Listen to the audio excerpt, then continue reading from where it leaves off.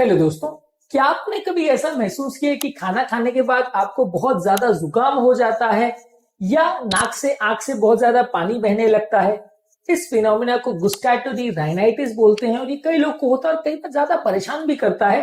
ज्यादा तीखा और मसालेदार खाने के बाद अक्सर काफी लोग को ये होता है, लेकिन कई लोग को ये काफी ज्यादा होता है और ज्यादा तीखा नहीं खाने के बावजूद भी होता है। आज हम डिस्कस करेंगे इस प्रॉब्लम के बारे में और इस पर एक ओवरव्यू करेंगे। आज का टॉपिक है गुस्टाटोरी राइनाइटिस पर। टॉपिक पर जाने से पहले जो लोग हमारे चैनल पर नए हैं उन्हें रिक्वेस्ट करूंगा कि चैनल को सब्सक्राइब करें। हमारे चैनल का पर्पस है हेल्थ एजुकेशन के द्वारा लोगों को हेल्दी बनाना और इस मिशन में आप हमारे सहभागी बन सकते हैं। चैनल को सब्सक्राइब करके, वीडियोस को लाइक करके, कंटेंट्स को शेयर करके, टॉपिक के दौरान कुछ इंटरेस्टिंग साइंटिफिक फैक्ट्स, कुछ प्रैक्टिकल यूटिलिटी की बातें, कुछ साइंटिफिक स्टडीज के बारे में आपको बताऊंगा, इसलिए बने रहिए हमारे साथ एंड तक। चलिए शुरू करते हैं। आपके परिवार में कोई ऐसा व्यक्ति है जिसको खाना खाने के बाद नाक से या आंख से पानी आता है? कमेंट सेक्शन में लिखकर बताएं। पोस्ट मील कंजेशन यानी कि गुस्टाटोरी राइनाइटिस, ये बेसिकली इसलिए होता है कि हमारे नेजल टिश्यू जो सडनली ज्यादा सिक्रीशंस बनाने लगते हैं जब कभी भी हम खाना खाते हैं। ये कोई एलर्जी रिप्रेजेंट नहीं करता, ऐसा नहीं है कि आपको उस पर्टिकुलर खाद्य पदार्थ से एलर्जी हो रही है इसकी वजह से सिक्रीशन बन रहा है। नॉर्मली ये सिक्रीशन ज्यादा जुकाम के टाइम या एलर्जी के टाइम बनते हैं, लेकिन यहाँ पे फूड खाने के बाद ये आपको एलर्जी होने लगती है। उस पर्टिकुलर चीज से एलर्जी है आपको, ऐसा नहीं है, पानी बस आने लगता है, ये सिक्रीशन ज्यादा बनने लगते हैं।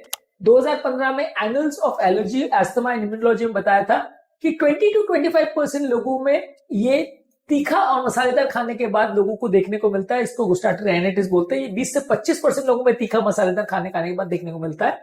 कुछ लोग को ये काफी ज्यादा देखने को मिलता है। कौन कौन से खाद्य पदार्थ इसको ज्यादा ट्रिगर करते हैं? अगर आप बहुत ज्यादा तीखा खाना खाते हैं, बहुत ज्यादा गर्म सूप लेते हैं या कोई भी गर्म चीजें खाते हैं तो इससे आपके नेजल नर्व एंडिंग्स इरिटेट होते हैं, जिससे वहां टिश्यू फूल जाती है, स्वेलिंग हो जाती है। इसकी वजह से आपको खाना खाने के बाद ज्यादा पानी आता है। जर्नल्स ऑफ एलर्जी और क्लिनिकल इम्यूनोलॉजी में एक आर्टिकल पब्लिश हुआ था जिसमें बताया था कि कैप्साइसिन यानी मिर्च का तत्व खाने के बाद 35% लोगों को ये नेजल सिम्टम्स होते हैं एक्सपेरिमेंटल सेटिंग्स में। ज्यादातर ये होता है इसलिए क्योंकि खाना खाने के बाद बॉडी का पैरासिम्पैथेटिक नर्वस सिस्टम एक्टिवेट हो जाता है, जिसकी वजह से हमारे नेजल म्यूकोजा में ब्लड फ्लो बढ़ जाता है, नाक की जो टिश्यू है वो स्वेलिंग हो जाती है। इसकी वजह से इनर लाइनिंग में ज्यादा पानी आने लगता है, उसकी वजह से ज्यादा आपको सिक्रीशंस होने लगते हैं। ये बेसिकली बलून की तरह से भर जाते हैं और अंदर से पानी का लीकेज होने लगता है। क्लिनिकल और एक्सपेरिमेंटल एलर्जी में 2016 में एक आर्टिकल पब्लिश हुआ था जहां पर दिखाया गया था कि पैरासिम्पैथिक नर्वस सिस्टम की स्टिमुलस की वजह से ज्यादा प्रॉब्लम होती है और इसकी वजह से कई लोगों को एयरवे रेजिस्टेंस भी होता है 40 to 50% केसेस में। कुछ लोगों को ये खाना खाने के बाद, और खासकर अगर आप खाना बहुत लेट नाइट खाते हो तो इससे दिक्कत होती है। इसके अलावा कुछ लोगों को अपना काम करने के दौरान या सोशल फंक्शन के दौरान आप खाना खा रहे हो तो भी दिक्कत होती है। कुछ लोगों के लिए सेंस ऑफ स्मेल को भी टेम्परेरी ऑब्स्ट्रक्ट कर सकता है, इससे कई लोग को दिक्कत आती है। वैसे तो ये बहुत ज्यादा परेशान करने वाली बीमारी नहीं है, लेकिन ये है कि कुछ लोग को ज्यादा दिक्कत करती है, खासकर जिन लोग को ज्यादा होता है ये प्रॉब्लम। स्लीप मेडिसिन रिव्यूज में एक आर्टिकल पब्लिश हुआ था जहां बताया गया था कि नेजल ऑब्स्ट्रक्शन अगर टेम्परेरी भी होता है तो ये आपकी स्लीप को भी कॉम्प्रोमाइज करता है और आपकी डे टाइम अलर्टनेस को भी कॉम्प्रोमाइज कर सकता है।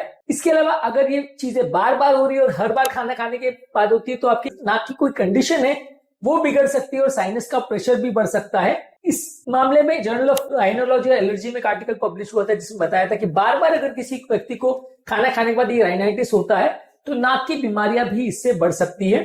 ज्यादातर ये प्रॉब्लम जो है वो नॉन एलर्जिक है, यानी एलर्जी के संबंधित नहीं है, लेकिन कई बार ये चीज कोई स्पेसिफिक खाद्य पदार्थों से अगर एलर्जी हो तो भी हो सकता है। ज्यादातर 80% केसेस में ये जो प्रॉब्लम हो रही है वो एलर्जी की वजह से नहीं होती है।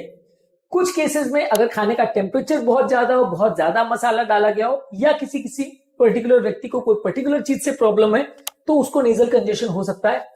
कुछ लोगों को गर्म सूप से प्रॉब्लम होती है, कुछ लोगों को ठंडे ड्रिंक से भी ये प्रॉब्लम हो सकती है। यानी हर व्यक्ति को सेम चीज से प्रॉब्लम हो ऐसा जरूरी नहीं है। अलग अलग व्यक्ति की नर्व की सेंसिटिविटी पे डिपेंड करता है, अलग अलग व्यक्ति की नर्व क्या चीज से रिएक्ट करती है उस पर डिपेंड करता है।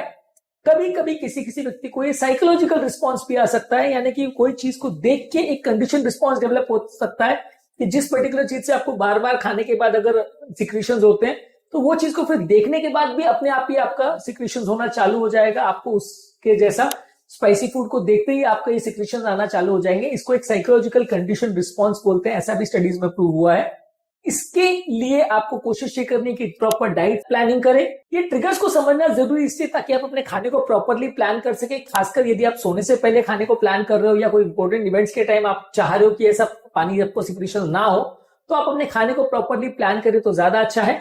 और ये प्रॉब्लम जो है आपकी नेजल स्वेलिंग को बढ़ा सकती है, साइनस के प्रेशर को बढ़ा सकती है, हेडेक को प्रॉब्लम को बढ़ा सकती है, स्लीप डिस्टर्बेंस कर सकती है। इसलिए इस प्रॉब्लम का सोल्यूशन जरूरी है।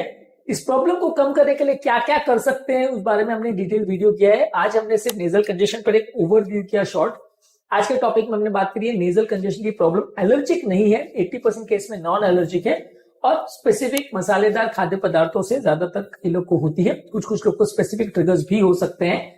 इस मामले में हमारा फाइनल ओपिनियन ये है कि आपको ये सारे ट्रिगर्स को अवॉइड करना है और यदि किसी व्यक्ति को कोई पर्टिकुलर चीज से अगर हो रही है तो वो पर्टिकुलर ट्रिगर को अवॉइड करना ज्यादा जरूरी है। इस मामले में कोई क्लियर कट मेडिसिन नहीं आती है जो आपको पूरी तरह से फायदा कर सके, लेकिन फिर भी कुछ एंटीकोलिनर्जिक मेडिसिन से आपको फायदा हो सकता है, उसको आपको ट्राई करना चाहिए। आज के टॉपिक में हमने खाना खाने के बाद जो नेजल कंजेशन या गुस्टाटरी राइनाइटिस होता है उस पर बात करी। उम्मीद करूंगा कि आज के टॉपिक में कुछ नया जानने को मिला होगा। जो लोग हमारे चैनल पर नए हैं उन्हें रिक्वेस्ट करूंगा कि चैनल को सब्सक्राइब करें। हमारे चैनल का पर्पज है हेल्थ एजुकेशन के द्वारा लोगों को हेल्दी बनाना। आपके कमेंट्स हमें जानने में मदद करते हैं कि आपको हमारा कंटेंट कैसा लग रहा है, प्लस हमारे लिए मोटिवेशन और इंस्पिरेशन का भी काम करते हैं, इसलिए कमेंट्स करते रहिए, चैनल को देखते रहिए और हेल्थ के सफर में हमारे साथ आगे बढ़ते रहिए।